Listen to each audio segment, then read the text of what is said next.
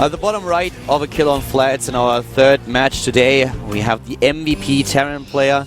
He is MVP Noblesse. Noblesse, underdog of the group in some ways. He's up against the player at the top left, former Fnatic, former TSL. In fact, currently teamless. He is Alive. alive without a team right now, and if he gets into Code S, this would be great for him. Be good marketing, showing everyone that he's one of the top free agents out there to pick up.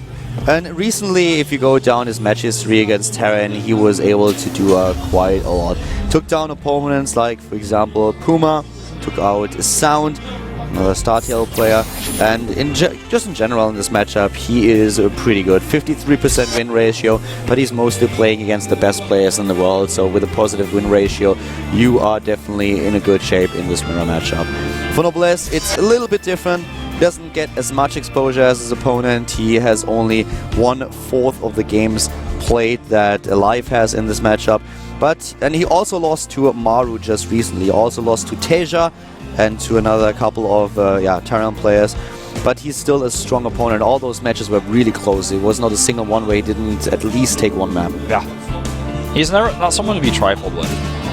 We have gas for Noblesse. Alive wants to go for the 1 barracks expand. And Alive is a player who is oftentimes the defender.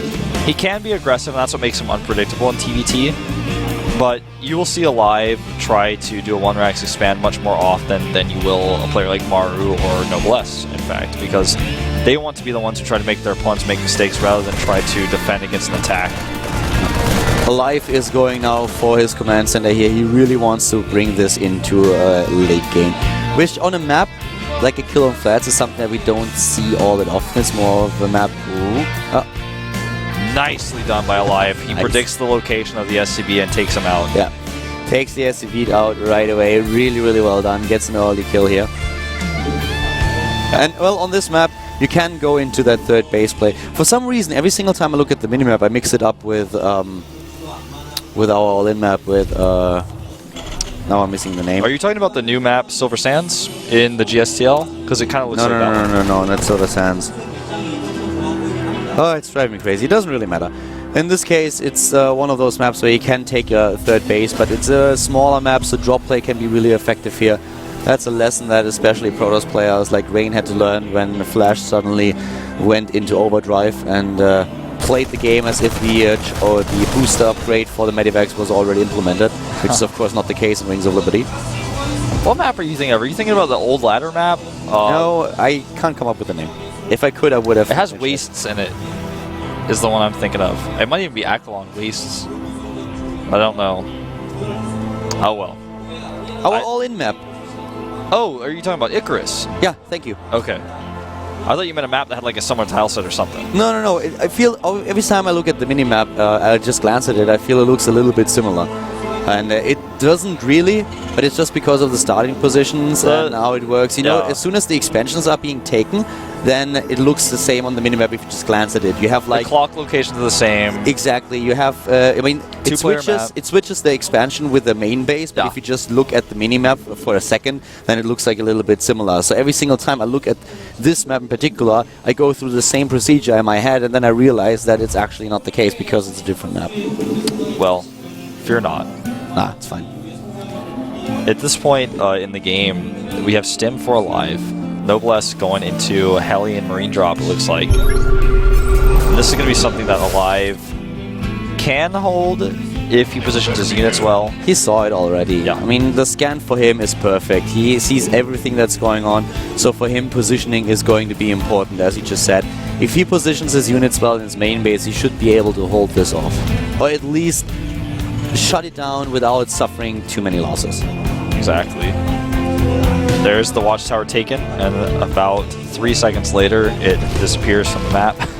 It's no longer useful, but this allows him to move out with his units now.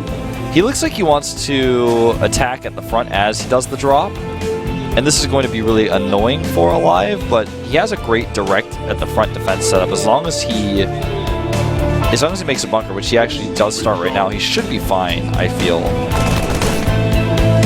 Alive sees everything. He sees the move out, he sees those units in the middle. He will have the bunker not quite completed, and that's the big issue. If the SCV is actually taken out, then he will probably never be able to complete it in time. And there's the SCV, it's gone. It's gone. He needs to send the other SCVs over there, but actually they're going to take Hellion fire. Uh-oh, Alive. That hurt a lot. He lost a lot of Noblesse. SCVs. Noblesse lines up the Marines here too. He could actually have just walked away after killing those SCVs though. He doesn't even have to be here anymore. He just took down 10 harvesters. And of course his expansion is a little bit later, but the harvester count for Alive is down to 27. Noblesse already has 35 and is now just dropping into the main base. Might be intercepted though. Well, he could actually fight against these Marines a little bit with good micro. Decides not to. He's got a lot of rallied units that could go into the natural if Alive loses those units in the main and pulls back into the main with his natural units. The scary thing is that he now has the second punch coming in, and that's going to be the blue, sorry, not the blue flame, but the cloaked banshees. Yes. Blue Flame Banshees would be slightly imbalanced, which is why Blizzard decided to just replace the upgrade with a Cloak upgrade, which is nasty enough as it is. Yes, it certainly is nasty. These Marines line up, he can actually kill SCVs and Marines at the same time. And think about what he currently does. He actually damages those Marines a lot. So as soon as the Banshee comes in, we'll have an easy time picking off Marines. Yeah, this is Noblesse's two-step process plan here. And he has the Banshees to do damage to the Marines. He can kill the Marines. If I'm Noblesse, I'm taking the third base as he's doing here. I'm going to try to kill the Marines and then just keep the pressure on with my ground units rather than trying to kill Harvesters. I've already done that. I've killed 12 Harvesters. I don't need to kill anyone. He's also going into another base now. He has 3 bases now on his way, while it's switching into more of a mech composition. So this is going to get really scary. The big question is, will we have a lot of kills with those Banshees? Will the Banshee control be good? We don't have a Viking or anything just yet. He's completely relying on his Medivacs now. Yeah. Alive with this. He's about to have combat shields to give all his Marines 10 more hit points, and he goes for economy rather than the Marines. He's going to draw the Marines over though. Targets on that mule, making it a waste. So that's basically a wasted scan if you think about it that way. He actually just used another... Yeah, he actually just used a stim. So this actually limits his hit points even more. And bam!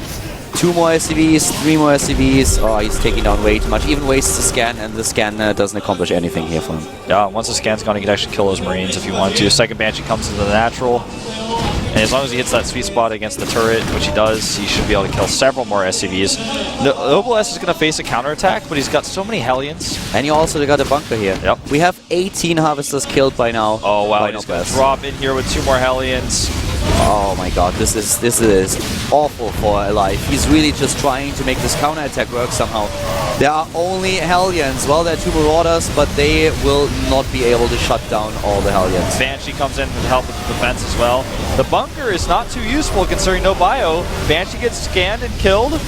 Noblesse has to pull his SCVs, but I think this is going to be fine for him. He can also repair, and he does. Yeah, but those Medivacs, they are tricky. They could actually do quite a bit, but if you think about how many Harvesters Alive lost, 27, he's actually looking at an Harvester count of 36 against 55. Alive does not know about the third base either. I mean, that's another thing that we haven't really discussed too much concerning his drop. Now he knows, and he's going to go in there. Another Banshee that is soon to be completed will help Noblesse to clean this up, or to at least defend against it. Because what Alive is doing now, he's just abusing the high ground and the low ground, doing a bit more damage.